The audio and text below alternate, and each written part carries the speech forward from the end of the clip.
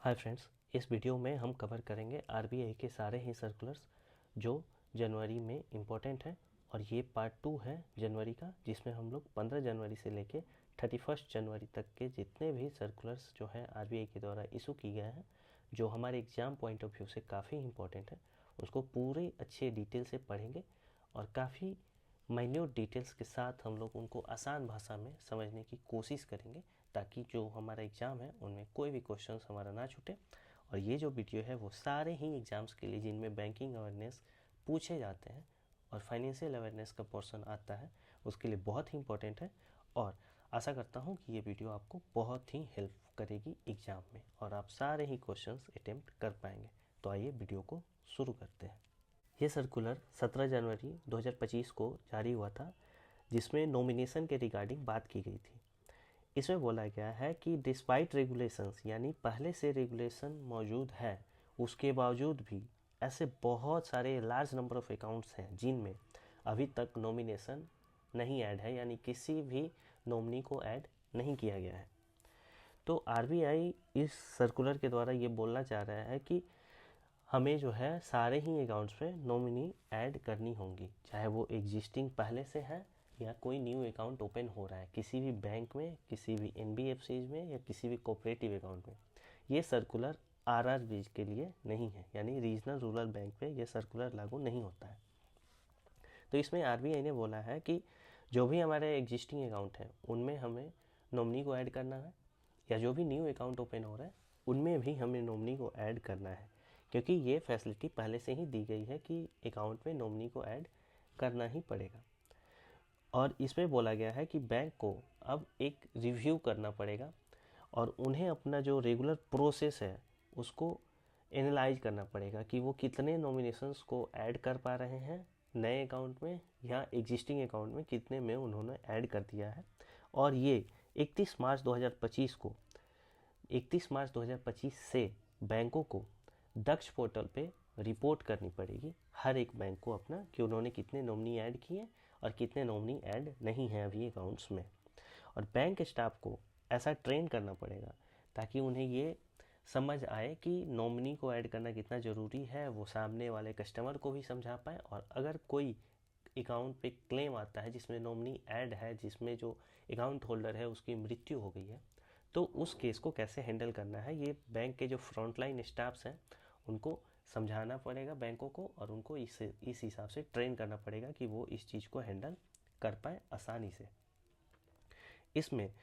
RBI ने बोला है कि जो बैंक्स हैं उन्हें सोशल मीडिया या फिर बैनर लगा के किसी भी तरीके से एडवर्टाइज करना होगा और ये बताना होगा कि किसी भी बैंक अकाउंट में नॉमिनी ऐड करने से क्या बेनिफिट है कस्टमर को। और जो नॉमिनी प्रोसेस है, नॉमिनेशन ऐड करने का जो प्रोसेस है, उसको बहुत ही सिंप्लीफाई करना पड़ेगा। जो भी अकाउंट खोलेंगे उनमें उसको स्पेसिफाई करना पड़ेगा कि जो सामने वाला आदमी है, जो कस्टमर है, वो ये बात सुनिश्चित करे कि वो इस अकाउंट में नॉमिनी ऐड कर रहा है, और अगर नहीं कर रहा है तो वो अपनी सहमति से नहीं कर रहा है। तो ये पूरा ये सर्कुलर है जो आरबीआई के द्वारा 17 जनवरी को जारी किया गया था।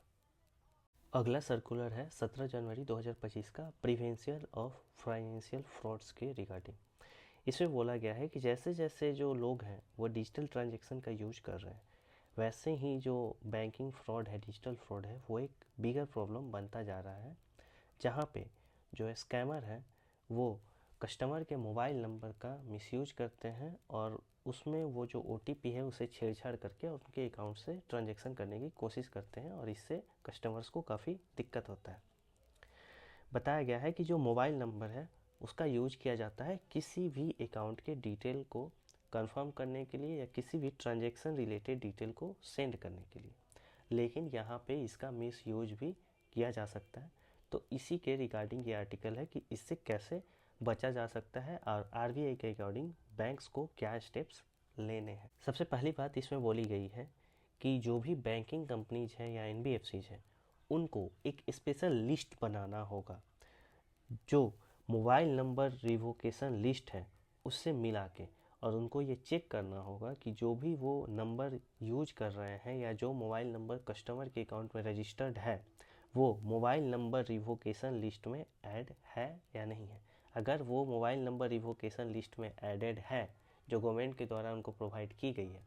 तो वो ये इंडिकेट करता है कि जो मोबाइल नंबर एडेड है उस अकाउंट में वो फ्रॉड है और उसका वहाँ पे यूज नहीं होना चाहिए।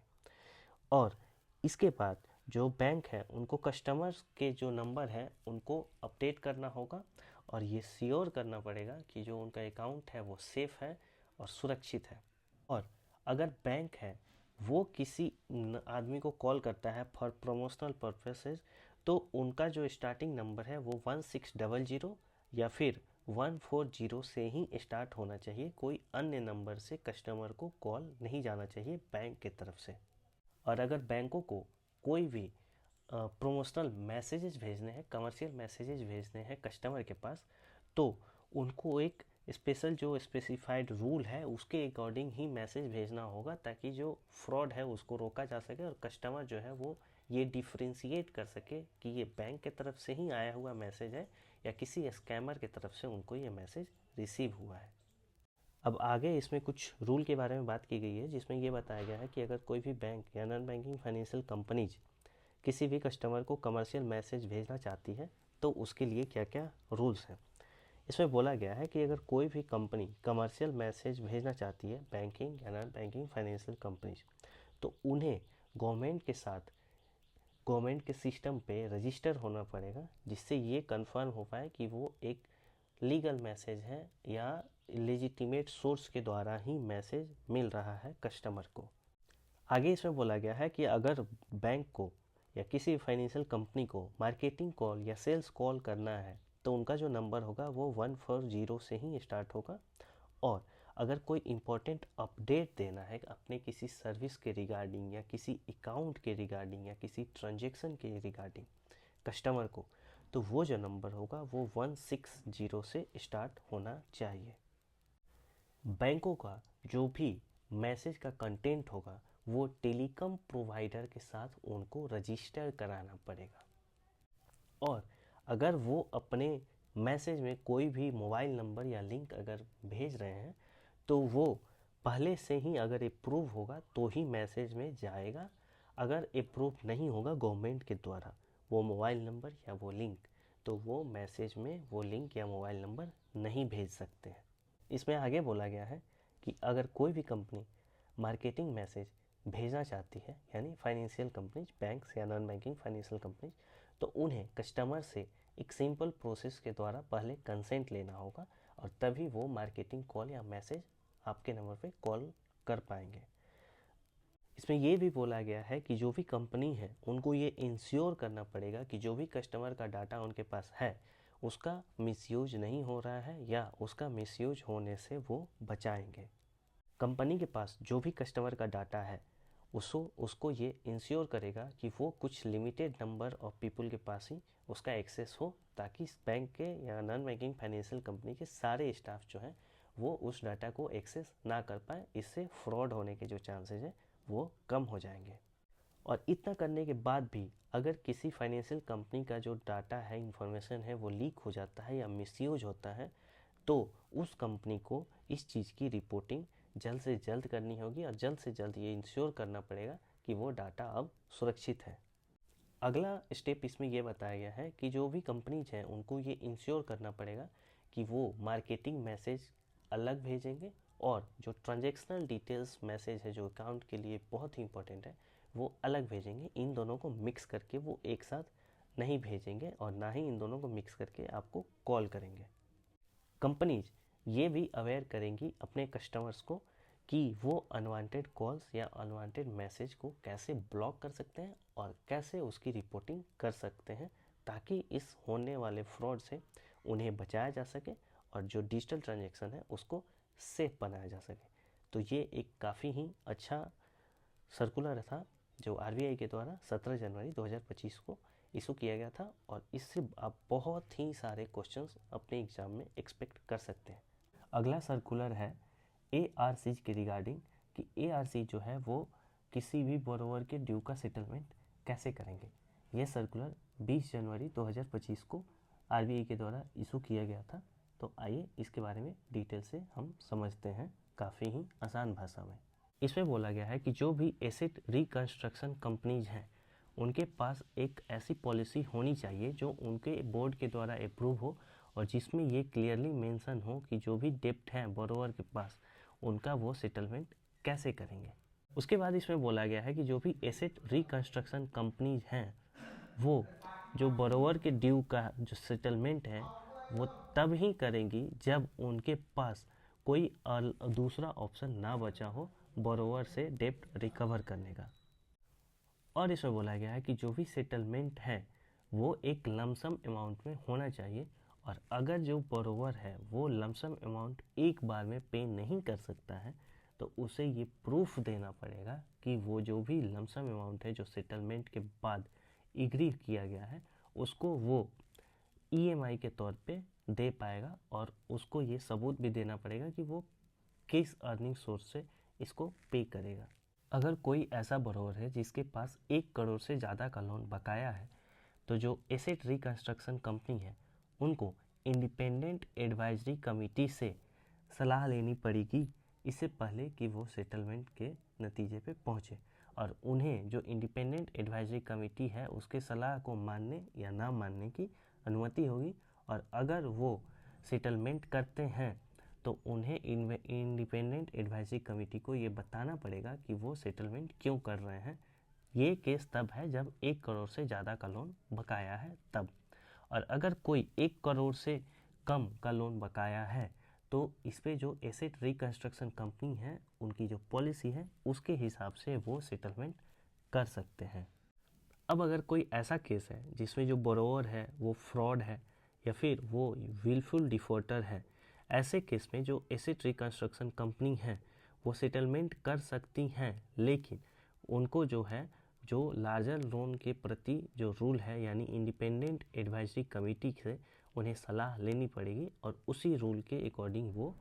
सेटलमेंट कर पाएंगे। तो जो भी अगर विलफुल डिफॉल्टर है तो उसको ट्रीट किया जाएगा 1 करोड़ से बड़े वाले लोन के रूल की तरह। और अगर कोई भी क्रिमिनल केस चल रहा है तो उन्हें जो एसेट रिकंस्ट्रक्शन कंपनी है उन्हें कोर्ट से परमिशन लेने के बाद ही वो सेटलमेंट